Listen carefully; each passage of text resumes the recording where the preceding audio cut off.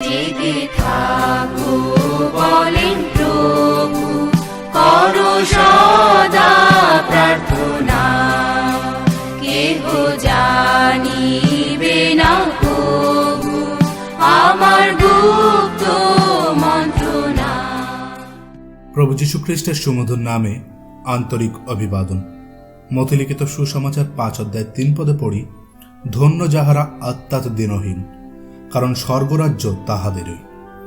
প্রভু যীশু খ্রিস্টের পর্বতীয় উপদেশ খুবই বহুল প্রচলিত ও জনপ্রিয়। এই অংশকে অনেক মহামানবেরা পড়েছেন, তারা মার্গদর্শনও পেয়েছেন এবং অন্যকেও এর দ্বারা সত্যের মার্গদর্শন করিয়েছেন। আজ এই সংসারে মানুষ একে অপরের উপর ভরসা রাখে না এবং ঈশ্বরের উপর তো একেবারেই নয়। তারা নিজের বাহুবলে এবং প্রাচুর্যের উপর ভরসা রেখে চলে।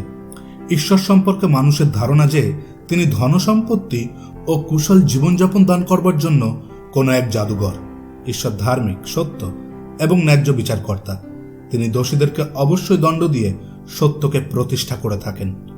পাপী মানুষের গন্তব্য শুধুমাত্র অনন্তকালীন নরক। ঈশ্বরের থেকে উদ্ধার লাভ করতে মানুষকে দম্ভ, গর্ব, আত্মনির্ভরতা সকল কিছুকে ত্যাগ করতে হবে এবং নম্র ও দীন হতে হবে তার সম্মুখে। পাপের ক্ষমা লাভ করবার জন্য ও উদ্ধার পাওয়ার জন্য প্রভু যীশু খ্রিস্টকে বিশ্বাস করতে হবে, তবেই স্বর্গরাজ্যে স্থান পাওয়া যাবে। ঈশ্বর আপনাকে উদ্ধারের মার্গে নিয়ে যেতে এরূপ সিদ্ধান্ত নিতে সাহায্য করুন। ধন্যবাদ। যোগে চড়ে যেমন কাটিবারে ঘরে হঠাৎ সে আমি তেমন হঠাৎ হইব